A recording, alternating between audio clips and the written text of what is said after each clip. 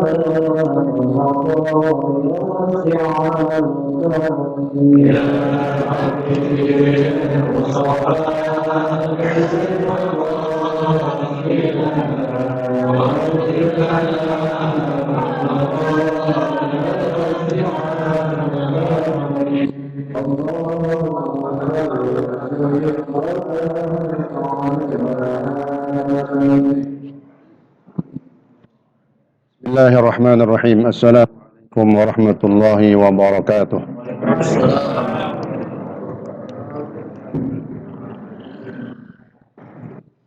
Mari kita baca suratul Fatihah. Kita hadiahkan kepada guru-guru kita, orang tua kita, keluarga kita, sanak famili kita, juga para jamaah kita yang telah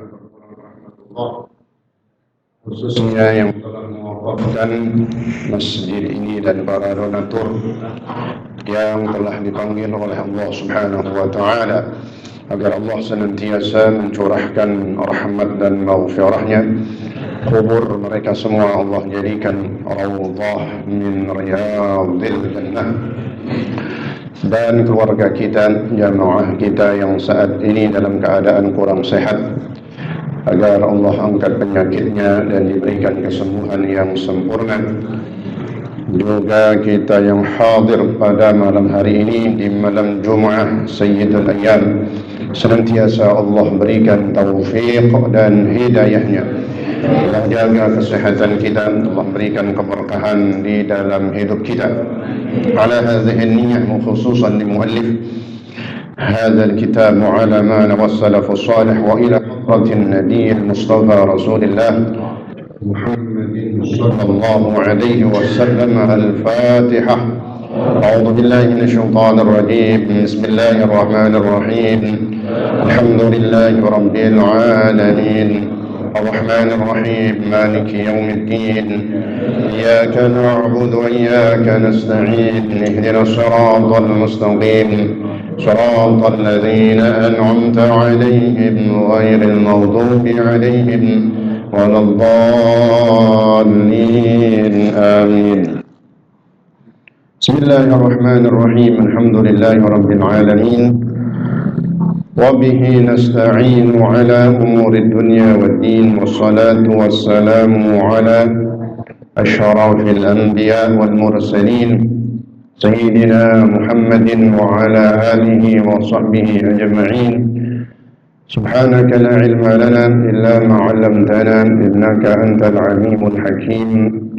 رب اشرح لي صدري ويسر لي أمري واحلل عقدة من لساني يفقه قولي وقل ربي زدني علما. Amin. Yang saya hormati segenap pengurus Masjid Jami' Al-Ma'asum, para asatidzah, para orang tua kita, para tokoh masyarakat, para hujjaj hadirin, bapak-bapak sekalian, juga hadirat ibu-ibu seluruhnya yang insyaallah dimuliakan Allah Subhanahu wa taala. Alhamdulillah wa syukurillah, pada malam hari ini atas izin Allah kembali kita hadir dan berada di tempat yang mulia, baitan min buyutillah, yang kita masukkan juga niat i'tikaf di dalam masjid ini.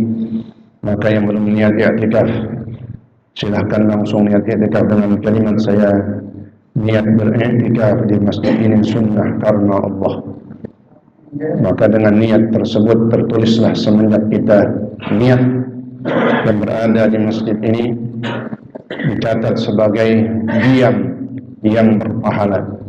Di luar pahala duduk di majelis ilmu, di luar pahala bertemu dengan orang-orang Islam. Maka niat i'tikaf jangan pernah dilupakan ketika kita masuk ke dalam masjid. Dan kita berada di majlis yang istimewa, majlisul ilmi, majlisnya Rasulullah sallallahu alaihi wasallam, dan kita berada di waktu dan malam yang barakah, dari waktu antara maghrib menuju isya dan di malam Jumat. Maka yakinlah tidaklah kita pulang dari tempat ini setelah kita hadir di majlis ilmu di malam Jumat, melainkan insyaallah hajat-hajat kita dikabul, diluluskan dan dimudahkan oleh Allah Subhanahu wa taala. Amin ya rabbal alamin. Mari kita lanjutkan pelajaran kita dalam kitab Ar-Risalatul Mu'awanah lil Habib Abdullah bin Alwi al-Haddad radhiyallahu anhu. Bismillahirrahmanirrahim. Qala Syekhul Mu'allif rahimahullah ta'ala bihi wa ala man nafa'a bihi wa bi 'ulumihi wa bi asrarihi fi darain amin. Wa 'alayka alla tantiqa illa bi khairin wa kullu kalamin la yahillu an bihi yahrumu 'alayka al-istima'u ilayhi.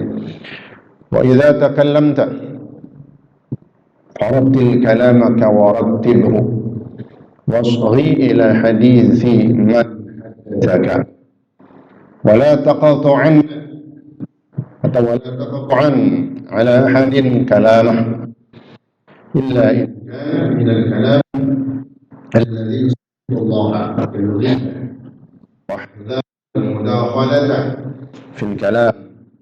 لا تظهر لمن حدثك حديثا تعرفه أنك تعرفه فإن ذلك مما يجوز الجليس. وإذا حدثك إنسان بكلام أو حكى لك حكاية على غير الوجه المنقول فلا تقل له ليس كما تقول ولكنه كذا وكذا، فإن تعلق ذلك بالدين فعرفه الصواب برفق إلى آخره. Ala misal. Paham tak ya? Ada jelas ya? Paham ya? Insyaallah aja udah. Dijelasin kayaknya udah mau paham.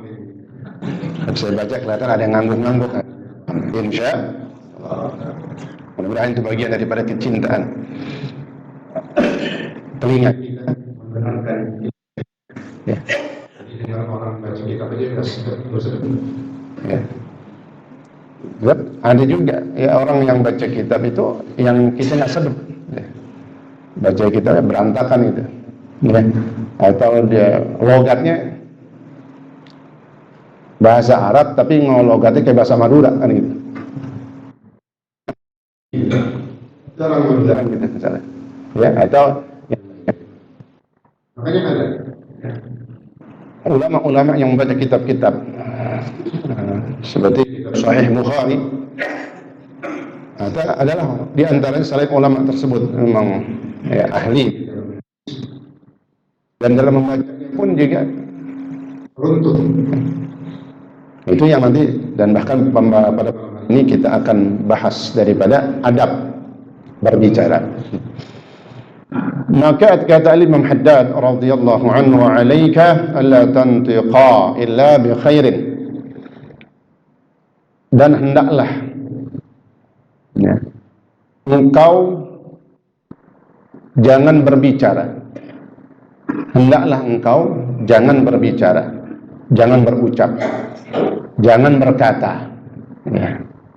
Dan kalau dibilang bicara kudu panjang, enggak. Berkata, berucap. Meskipun dengan satu huruf, illa bi khairin, kecuali dengan ucapan, dengan kata, dengan pembicaraan yang baik. Insya Insyaallah. Ini garis besarnya di situ, ya. Jadi kita kudu tahu yang harus kita ucapkan ini apa? Yang baik-baik. Dalam Al-Quran Allah Subhanahu wa Ta'ala menyebutkan wa qulu qawlan sadida. Mana yang salah jelasin? Jangan salah bacanya, jangan wa qulu syadida, salah. Wa qulu qawlan sadida, ucapkan oleh kalian qawlan, ucapan, pembicaraan, omongan, sadid ay bima'na al-khair, ucapan yang baik. Jadi kata Imam Haddad, wala tantiqu 'alaika alla tantiqa illa bi khair. Janganlah kau berucap sesuatu ada huruf apalagi ngobrol ngomong kecuali yang baik-baik. Yang baik itu yang bagaimana? Ya. Wa kullu kalamin la yahillu an nutaqu bihi yahrumu 'alaika al-istima'u bihi. Ucapan-ucapan yang baik itu adalah Nabi udah kasih tahu, kullu kalam ibni Adam alaih lalah. Ini lagi sambungan dari penjelasan Imam Haddad, hadis Nabi. Kullu kalam ibni Adam alaihi lalahu. Semua ucapan anak Adam, siapa itu? Manusia. Semua ucapan manusia alaihi, membawa bala musibah dosa buat dia. Kullu kalam ibni Adam alaih lalah. Semua ucapan, kata, pembicaraan yang keluar dari manusia, kata Nabi alaihi, menjadi dosa buat dia. Lalahu bukan menjadi manfaat atau pahala. Tapi sudah pasti hadis ini ada pengecualian. Sebagaimana dalam Al-Quran, a'udzubillahi minasyaitonir rajim, wal 'asri innal insana lafi khusrin illa alladzina amanu wa 'amilus shalihat wa tawassaw bil haqqi wa tawassaw bis sabr. Hadis ini pun ada pengecualian. Tapi kita harus tahu, bisa saja ucapan kata-kata kita itu menjadi dosa, berbahaya. Tidak bermanfaat, tidak membawa kebaikan buat dia, kecuali illa dzikrallahi wa ma walah, kecuali zikir kepada Allah Subhanahu wa ta'ala. Dilanjutkan dalam hadis lain, illa dzikrallahi wa amran bima'rufin wa nahyan 'anil munkar, kecuali berzikir. Yang kedua, amar ma'ruf, ngajak kebaikan, merintahin yang baik-baik. Itu ucapan, omongan yang berpahala, karena pengecualian. Wa nahyan 'anil munkar, dan mencegah kemunkaran, melarang, mencegah kemaksiatan, negor orang yang berbuat maksiat dengan kata-kata kita. Itu bagian dari ucapan, omongan yang berpahala. Ya. Wa mawalah, dan ucapan-ucapan yang senada atau seperti amar ma'ruf nahi munkar. Apa? Kebaikan-kebaikan. Ucapan yang di situ menceritakan orang saleh, sampai disebutkan oleh ulama, inda dzikris salihin tanzilur rahmah. Ketika disebut nama orang saleh, kita punya majelis ceramah ataupun acara apa aja, ya, acara-acara yang kematian tuh 3 hari, 7 hari seterusnya, atau acara walimah, ya, atau apa saja. Kalau bisa disebut nama orang soleh. Siapa sih orang soleh? Ya, kita sebut aja nama ulama. Kita lagi ceritain qala al-Imam Nawawi, berkata Imam Nawawi, nah, disebut nama orang soleh. Berkata al-Imam Haddad, nah kitab ini. Jadi disebutkan kalau lagi misalnya ceramah, ngasih mau'izah, ada nama ulama yang disebut. Apalagi dalam konteks majelis ilmu, dan banyak banget nama ulama yang kita sebut. Kenapa? Inda dzikris shalihin tanzilur rahmah. Ketika disebut nama ulama, maka turun rahmat. Ini contoh bagian ucapan yang bisa membawa rahmat. Ya. Jadi kalau ngomongin yang bukan orang saleh, timbang artis, nontonnya yang begitu-gitu, ya. Jangan. Bahkan nanti ada sesuatu yang nggak boleh kita omongin, nggak boleh juga kita dengar. Neng ngomongin kagak, doyan nonton gosip, yang silet, yang golok, apa? Ya. Jadi, amar ma'ruf kan? Kenapa disebutkan oleh Nabi? Termasuk pengecualian amar ma'ruf nahi munkar ini yang harus digaungkan. Amar ma'ruf nahi munkar, sebab kalau nggak ada begitu, nggak ada yang ke masjid, nggak ada yang melakukan ibadah, nggak ada yang beramal soleh. Kenapa nahi munkar dicegah kemunkaran? Nggak ada yang berhenti mabuk, nggak ada yang berhenti dari bermaksiat. Kalau nggak ada larangan, dimasukkan juga oleh Nabi. Berbicara, ngomong lisan bagian daripada nahyul munkar. Man ra'a minkum munkaran falyughayyirhu biyadihi. Kata Nabi yang pertama, siapa orang yang melihat kemunkaran, maka hendaklah dia rubah, dicegah tuh kemunkaran dengan apa? Biyad. Kekuasaannya, dia punya kuasa, dia punya tanda tangan. Tutup nih tempat kemaksiatan ini. Itu namanya yad, kekuasaan. Atau yad kekuasaan, yad diartikan juga fisik. Kita berani lawan orang nih, ayo turun. Kalau kita memang bisa main fisik, itu bagian daripada mencegah kemunkaran. Jangan berantem yang kagak jelas, tawuran kan gitu. Cegah kemunkaran. Kalau dia lawan, kita balas lagi. Nah, itu bagian daripada mencegah kemunkaran. Kalau yang bisa. Kalau yang nggak bisa berantem, jangan berantem dah. Habis dipukulin kan gitu. Ada posisinya juga, dia bisa gak tuh main pukul?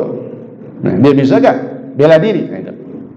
Lihat, kalau nggak bisa, nggak punya kekuasaan, nggak punya hak fisik, nggak punya, nggak berani gitu. Fa illam yastati' fa bilisanih.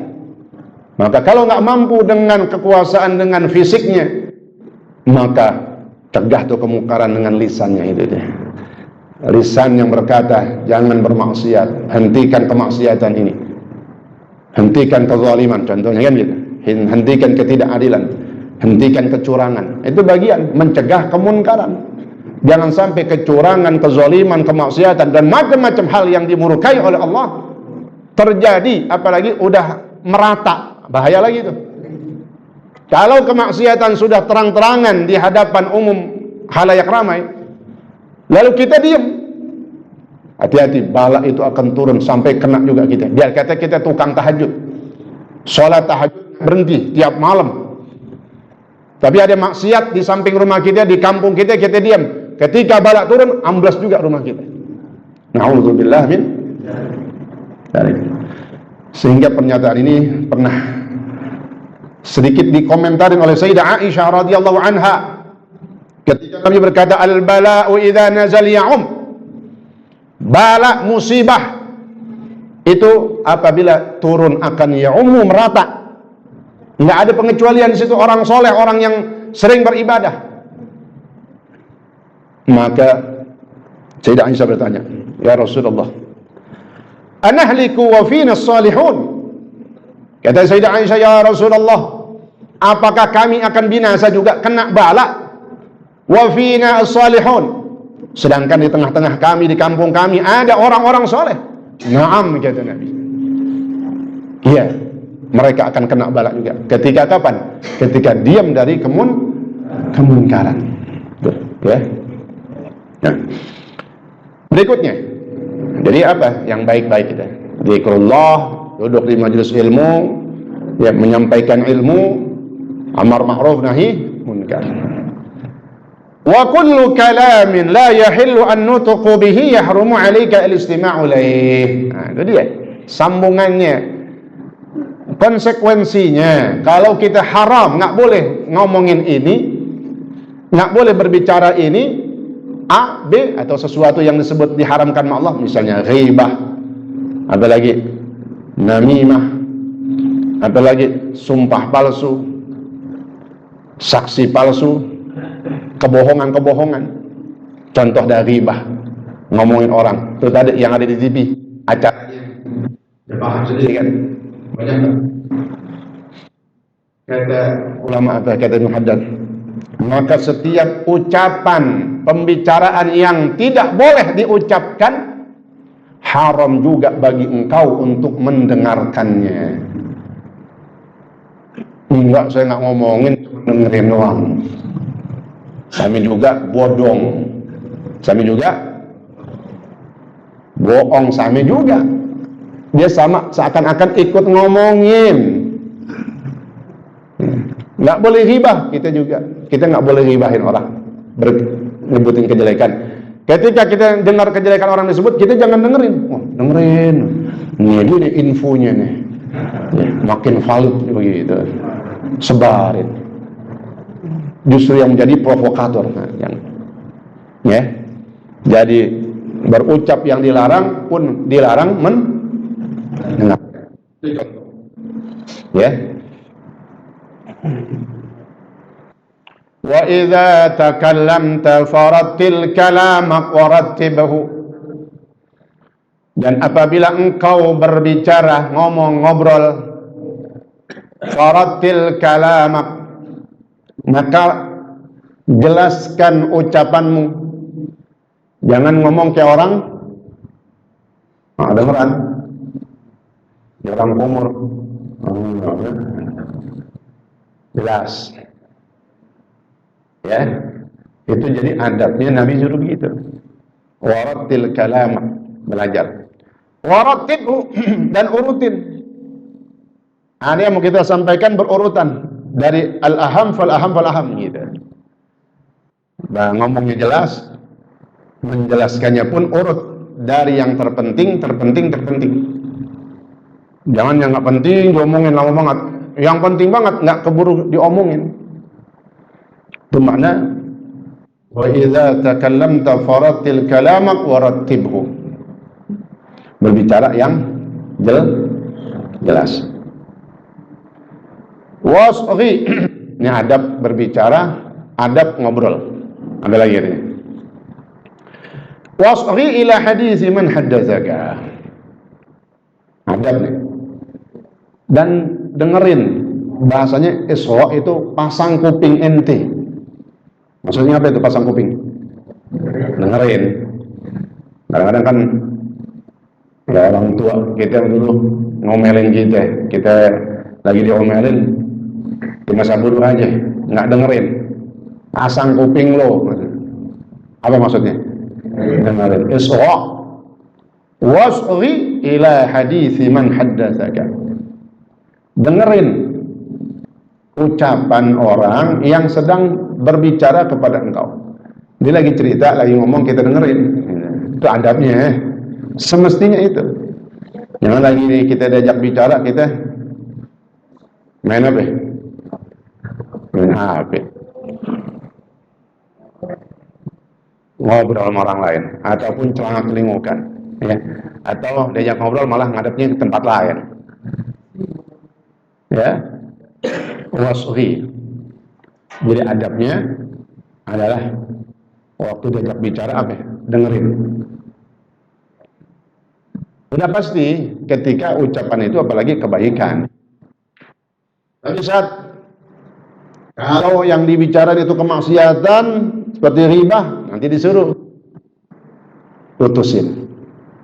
Kalau kita dengar dia lagi ngomongin orang, kita cegah, kita larang. Jangan kita ya, dengerin, kita stop. Udah, jangan ngomongin fulan lagi dah. Yang lain aja. Yang lain maksudnya jangan orang lagi yang lain. Nah, kelar itu. Maksudnya ada yang bermanfaat, masalah ilmu, masalah syariat, ya, masalah ya, introspeksi masing-masing. Dagang, mana sampai udah beli 4 ya, sampai tadi udah sampai bertemu pakainya sapi. Di sini masa saya soal nggak ada sekarang. terasa sekalian. Itu dah mendekati hari raya Idul Adha. Ada syariat yang akan dilakukan oleh al-hujjaj, orang-orang yang akan berangkat haji, karena ada memang musim haji, karena memang di situ intinya 9 Hijjah hari Arafah, 10 Hijjah Idul Adha, Idul Kurban, dan hari tasyrik. Masing-masing punya kesibukan ibadah. Haji udah dipelajari nama yang manasik, yang mau berangkat. Nah kita yang nggak pergi haji, maka ada syariat yang kedua. Yang pertama haji, nih Dzulhijjah.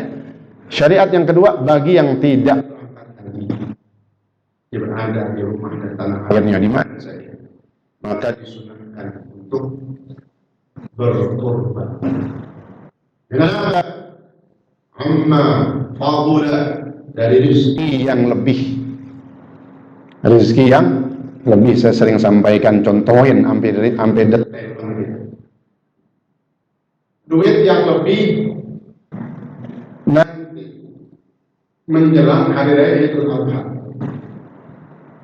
Yang bagi duitnya pas-pasan, tapi kan ada juga yang tabungan dan nongkrong udah lama itu di tabungan ya, di bank, terus nggak pakai nungguin Idul Adha besoknya ya, jauh-jauh hari dia udah setor nama. Alhamdulillah, harus begitu. Kalau kebaikan, apa perintahnya puasa? Ila maghfiratin min rabbikum. Kebaikan, perintahnya segera, jangan tar-taran. Takutnya tar-taran lupa, apa buat-buat lupa kan gitu. Atau duitnya keburu habis karena nggak tulis nama. Tapi kalau ada tulis nama, saya ikutnya andilan. Ya, sapi berapa orang? 7 di mana-mana kan gitu. Padahal itu kelihatan Pak, tulis aja dulu. Memang ketahuan tadi entar bakal punya duit, tapi jangan nekat. Kontrak aja masih tekor 3 bulan. Yang begini nyatet, ragu-ragu dah. Lo yang benar nih, jangan main. Ini yang kelihatan duitnya ada, kontrakannya ada, atau penghasilannya ada dah. Buru-buru catat nama kita Pak. Ya. Catat di list. Ya, saya nggak disuruh pengurus, di mana saya ngomong nih. Ini kaitannya dengan Idul Adha. Yang memang nanti kira-kira sampai menjelang hari H, duitnya ada. Berapa sih patungan? 3,5 ya. Yang sedang-sedang aja dah, kemahalan kalau kata orang ogah, ya sedang-sedang aja, bisa banyak. Daripada mahal, atau orang juga kagak kan gitu. Mahal banget, nah aja al-maksum murahan, alhamdulillah. Ya, jadi apa itu? Mumpung kita tahu ini syariat yang datangnya setahun sekali, korban itu setahun sekali, Pak. Jangan orang yang salah paham keterusan, nggak berhenti-berhenti salah pahamnya. Udah ngorban, udah dulu. Oh dulu, yang penting udah ngorban. Dikiranya korban kayak haji. Haji wajibnya fil umri marrah, seumur hidup sekali yang wajib. Di mau tiap tahun boleh kalau duitnya ada. Ya. Tapi kalau syariat kurban, dia juga sama ini, kurban disamain juga kayak akikah. Seumur hidup sekali, wa in mat, meskipun udah meninggal masih boleh, masih ada hukum sunnah. Bapak kita pernah ngomong dulu, mau miskin banget, sampai meninggalnya belum pernah kita dengar diakikahin. Bapak udah meninggal, belum diakikah, kita punya anak, punya duit, akikahin siapa? Bapak. Udah meninggal, wa in mata kata ulama, meskipun udah meninggal karena berkaitan dengan gadean tuh. Bahasanya kalau nafsun seorang bayi ketika dilahirkan bahkan sampai mati belum ditebus. Nah, barang kalau belum ditebus gimana noh? Di pegadaian. Ya nggak tahu berapa urusannya gimana itu, barang ntar gimana masih bagus PK agak, apa dia tukar kita nggak tahu. Kenapa? Kullu ghulam murtahanun bi'aqiqatih. Setiap bayi yang baru lahir tergantung dengan gadeannya. Nah, itu makanya sunnah. Nah, korban nggak sama dengan haji yang wajib seumur hidup sekali atau akikah yang sunnah seumur hidup sekali. Tapi haji itu, korban itu sunnah muakkadah fi kulli am, setiap tahun. Ya, makanya orang yang selalu berkorban tidak akan miskin. Orang yang selalu berkorban mampu, lalu pada saatnya dia berkorban nggak bakal miskin. Nggak ada pernah kita dengar orang gua kapok ngorban katanya. Atau ibadah yang lain gua kapok umroh, gua kapok haji, nggak ada. Itu amalan-amalan yang bikin berkah rezeki itu. Termasuk berkorban. Jadi paling bagus orang dalam urusan korban yang udah punya ukuran mampu tapi duit belum kelihatan, nggak apa-apa. Catat aja dulu. Saya tanya kemarin pengurus atau bahkan, ya ngorban nggak? Dan saya kan mau berangkat insyaallah. Dan saya akhir dengan kalimat mohon maaf saya, perizinan saya. Ngorban dah tulis. Bentar saya mau berangkat, saya kirimin, saya transfer. Kenapa? Seperti tadi ya, kita udah tahu diri bakal ada. Tapi saat ini masih belum. Catat aja dulu. Betul nggak? Begitu Pak. Yang paling afdol yang segera. Nah kita kan kagak. Gue lihat dulu siapa yang... Kalau ada lah aja begitu. Tukang sewotan, tukang pendendam. Ada lagi, kok dia duluan? Gue ngapain nomor 3? Kan gue pertama katanya. Ganti aja, tinggal tibang nomor doang. Ya. Yang begitu-gitu jangan diterusin tuh, jangan diturutin tuh, ambek. Ya. Nah, jadi pertama, segera Pak. Yang belum mendaftar silakan. Paling afdal di mana? Ya tempat dia tinggal. Kalau ditinggal sekitar Masjid Jami' Al-Ma'sum, maka afdalnya dia kurban di Masjid Jami' Al-Ma'sum. Jangan tinggalnya di Masjid Al-Ma'sum sekitarnya. RT masih se-RT kan gitu. Ngorbannya di Parung. Ngorbannya di Banten. Ngorbannya di kampung-kampung. Iya boleh. Kalau dia duitnya banyak. Bisa ngorban di sono, di kampung-kampung, bisa juga ngorban di sini. Gitu. Tapi kalau korbannya cuma satu, utamakan tempat dia tinggal. Atau dia punya kampung dah. Ya, di sana masih banyak saudaranya, keluarganya di Jawa. Pengen banget sih saya ngorban juga di kampung, namanya saya tinggal di sono. Iya boleh. Digilir aja atau digilir.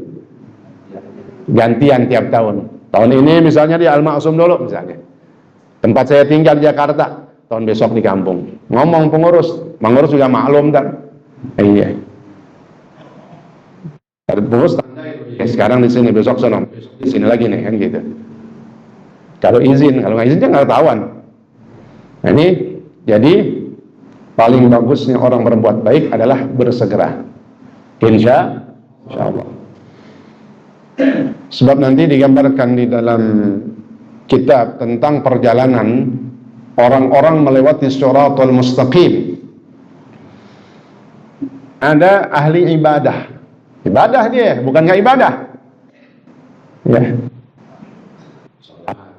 Zakat, ngorban.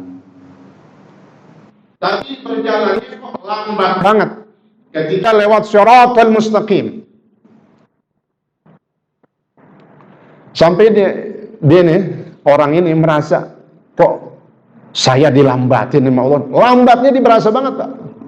Digambarkan di dalam satu hadis, kitab Daqaiqul Akhbar, fi akhbaril jannati wan nar. Paling lamanya orang melewati Shiratal Mustaqim merasakan perjalanan seperti 250 tahun.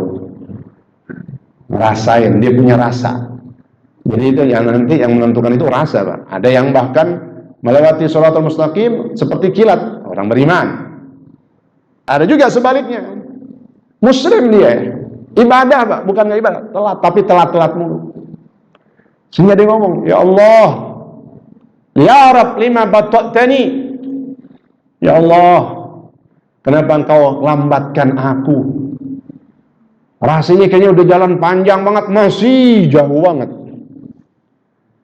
Allah, na'udzubillah min dzalik. Mudah-mudahan kita lewat siratal mustaqim dalam keadaan yang terbaik secepat kilat. Amin amin ya rabbal alamin. Apa jawab Allah? Lam ubatti'uka lakin batta'aka amaluka. Kata Allah, aku tidak melambatkan engkau. Yang bikin engkau lambat itu amal ibadahmu. Kau ngerjain ibadah tapi entar-entaran. Ya, syariat yang udah di depan mata kita.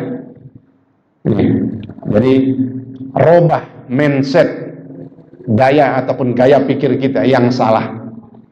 Yang penting gue ibadah, yang penting gue ngerjain. Tapi kalau masih belakangan mulu, ditakutkan nanti gambarannya dia lewat siratal mustaqim begitu. Al-jaza min jinsil amal, kata ulama. Al-jaza, balasan nanti di akhirat tergantung amalan dia waktu di dunia. Ya. Jadi alhamdulillah dapat berapa tadi Bang? 4 ya. Biasa berapa ya? Oh, alhamdulillah ya. Masih 6 lagi berarti. Insya Allah. Ya. Jangan pikirin, jangan dengerin orang yang ngomong, ini makin kemari hidup makin susah katanya. Itu orang yang tidak bersyukur kepada Allah. Karena orang beriman tidak pernah berkata begitu. Alhamdulillah, alhamdulillah. Ada kelihatan dikasih. Nah, orang munafik kan begitu. Ngeluh, takut miskin, sedekah takut miskin, takut fakir. Ya, kita jangan begitu. Ayo berubah. Kalau orang yang mau kaya katanya, maka syariat kurban setiap tahun kerjain. Kekayaan, rezeki akan datang dari tempat yang nggak pernah dia sangka dan dahsyat. Kita mau ajak kita gambarin bahwa orang berkurban minimal berapa tadi? Kalau patungan 3,5. Kalau kambing berapa? Sama kali gitu. Ya, kadang apalagi kambing 3 juta kayak anak kecil banget. Iya, kalau udah 3,5 dah sama gitu. Korban syariatnya dari nominalnya aja udah beda Pak, dibanding sedekah biasa. Makanya kata Imam Syafi'i dan ulama lain, korban ketika hari raya Idul Adha, menjelang hari raya Idul Adha, lebih afdal daripada bersedekah biasa. Nyumbang masjid, nyumbang musola, pembangunan pesantren, buat santunan. Mau hari raya kurban, tar dulu. Paham, tar dulu. Ya bukan kagak, tapi tar dulu, tunda. Kalau memang duitnya pas-pasan, cuman bisa buat atuk doang tuh, 3,5 doang ada, 3,5 juta. Banyak banget proposal pada datang. Nih, tar buat panitia kebiasaan haram kan. Belum lebaran, Idul Adha. Nih pembangunan masjid. Iya sih. Itu kan bisa kapan aja, betul ya? Ada panitia pembangunan masjid udah telat ngembang ada ya? Enggak ada. Kapanpun udah masukin aja.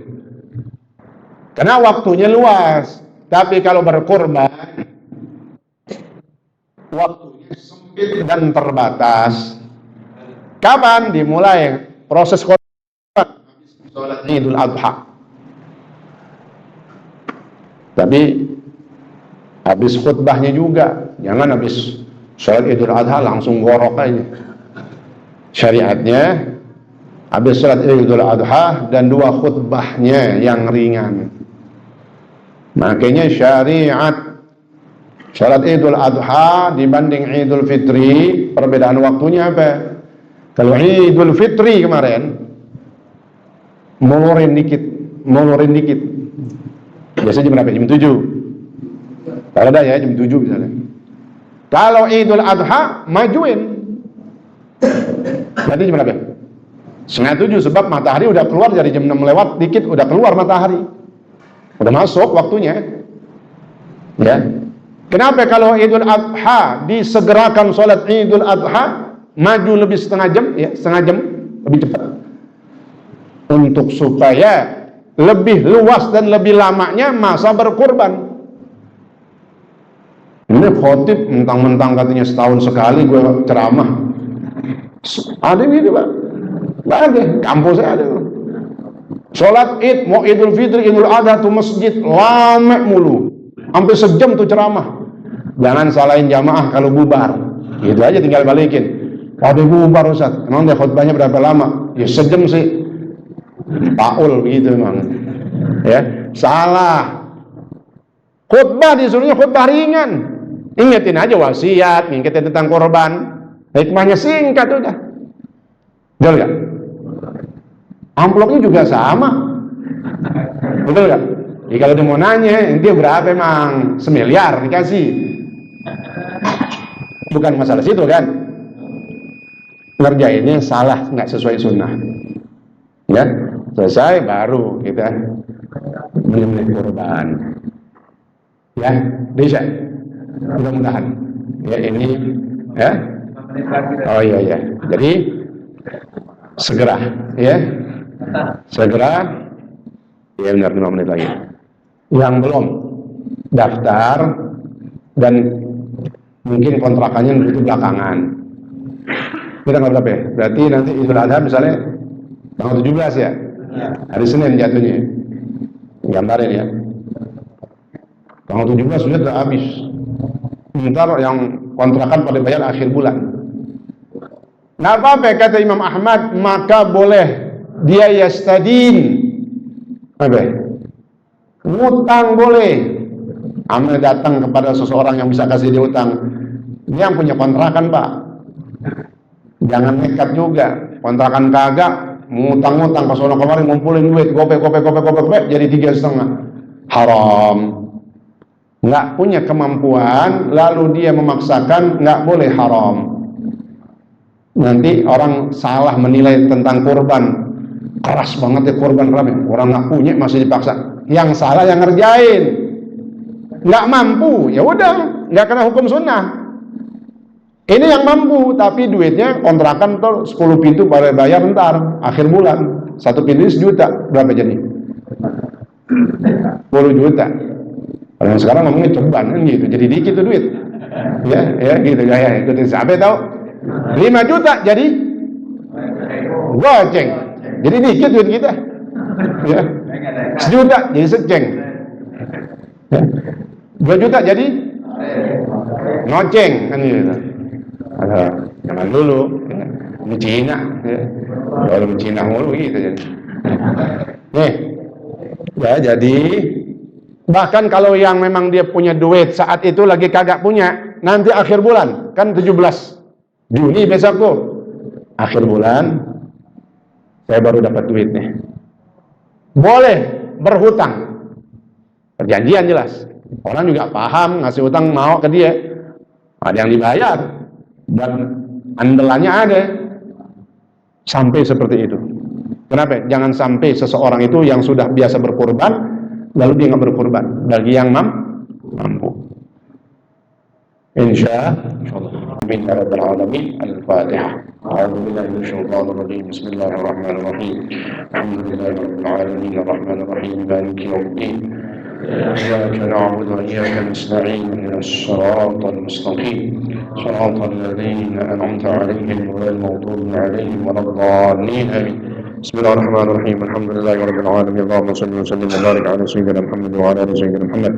اللهم ربنا انفعنا بما علمتنا وعلمنا ما ينفعنا وزدنا علما والحمد لله على كل حال برحمتك يا أرحم الراحمين. اللهم اغننا بالعلم وزينا بالحلم واكرمنا بالتقوى وجملنا بالعافية برحمتك يا ارحم الراحمين.